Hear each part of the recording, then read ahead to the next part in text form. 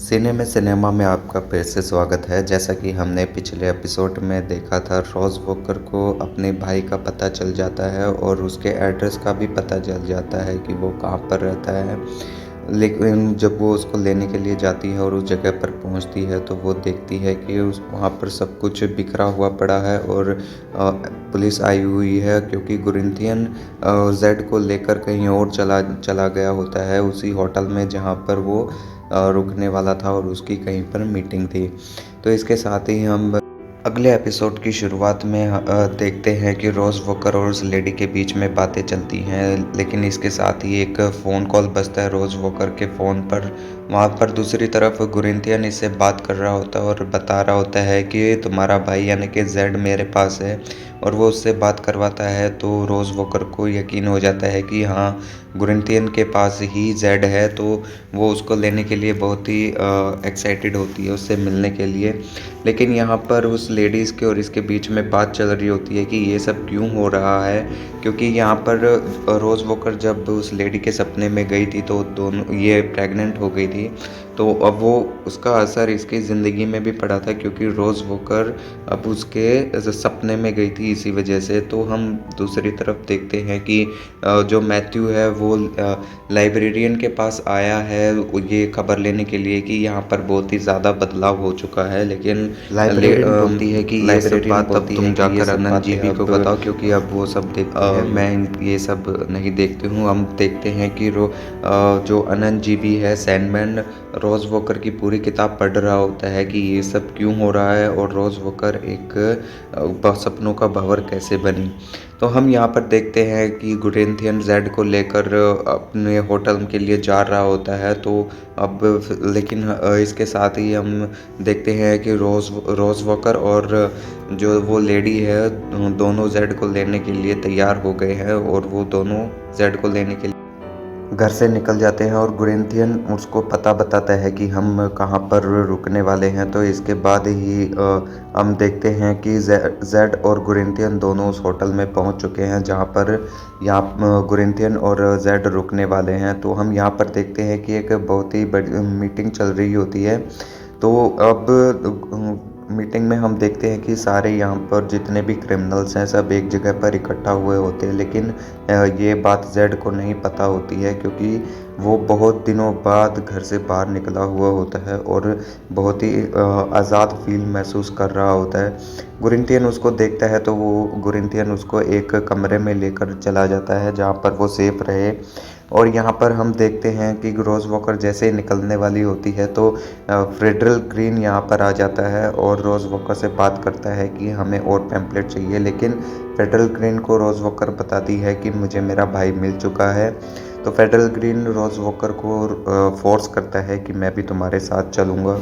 लेकिन यहाँ पर हम सपनों की दुनिया में देखते हैं कि यहाँ पर बहुत सारी हलचल हो चुकी है, क्योंकि यहाँ पर भूकंप आ रहे हैं। इसकी वजह एक ही होती है कि जो रोज़ वॉकर है वो लोगों के सपनों में जा रही है, और जो वो जिसके भी सपने में जाएगी वो उसका सपना हकीकत में बदल रहा है साथ के साथ। तो इसकी वजह से यहाँ पर बहुत ज़्यादा हलचल हो रही है। लेकिन अनंत जीबी को ज़्यादा कुछ समझ में नहीं आता है, तो वो अपने लाइब्रेरियन के पास जाता है।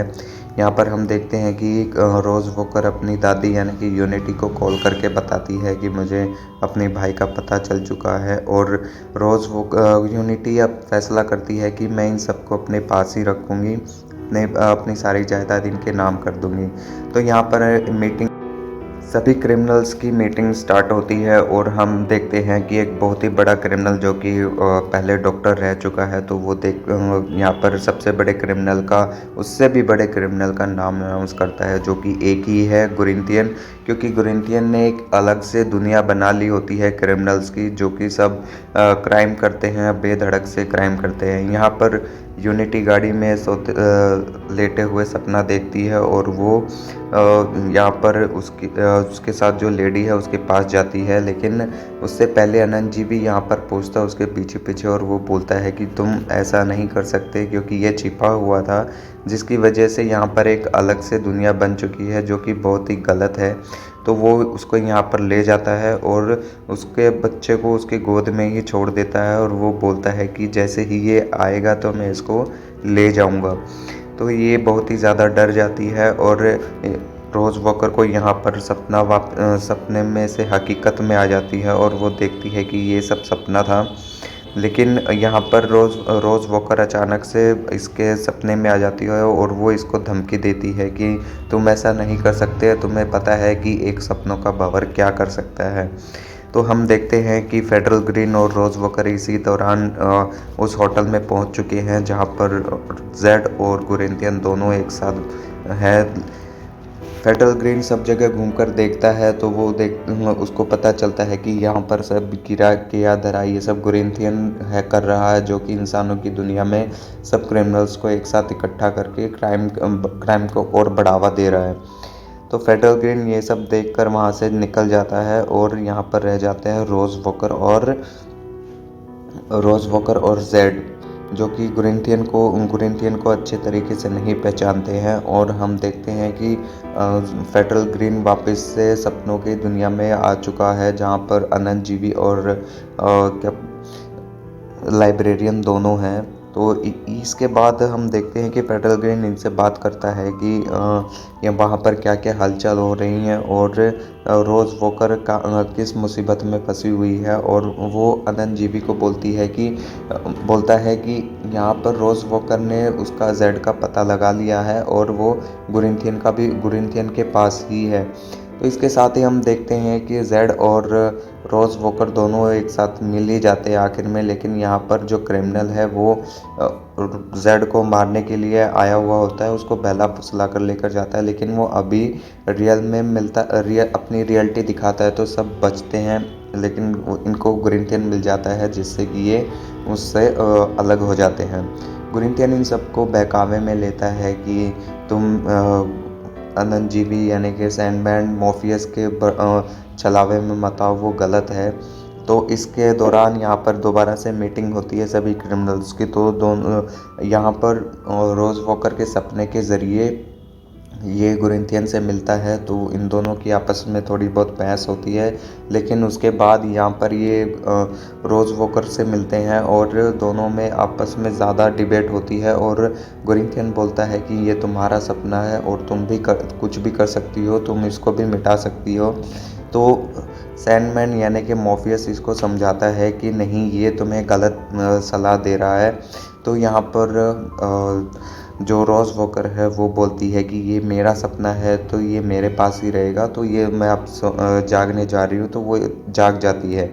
जैसे ही वो जागती है यहाँ पर मॉर्फियस और गुरिंथियन के बीच में फिर से बहस होती है। और लेकिन अब की बार गुरिंथियन का कोई भी जादू मॉर्फियस के ऊपर नहीं चलता है और मॉर्फियस वापस से गुरिंथियन को यहाँ पर अपने जादू से यानी कि अपनी रेत से यहाँ पर ख़त्म कर देता है, जो कि बहुत ही स्टार्टिंग से यहाँ पर मॉर्फियस इसको ख़त्म करने की कोशिश कर रहा था, जिसकी वजह से अब जाकर ये कब्ज़े में आया है। और ये जितने भी क्रिमिनल्स हैं उनको हकीकत से वाकिफ़ करवाता है कि तुम सब क्या कर रहे थे और कोई वजह नहीं थी इसकी, जिससे वो सब जाग जाते हैं, एक सपने में होते हैं। तो वो सब जाकर अपनी गाड़ियों में या तो कोई तो पुलिस को कॉल कर लेता है या कोई अपने आप को मार लेता है। लेकिन इसके बीच रोज़ वॉकर और जेड दोनों गाड़ी लेकर निकल जाते हैं। और रोज़ वॉकर घर पे आने के बाद यहाँ पर यूनिटी से बात करती है। तो यूनिटी इसको बोलती है कि तुम अभी सो जाओ, ऐसा कुछ नहीं होगा, तुम मेरे पास ही रहोगी।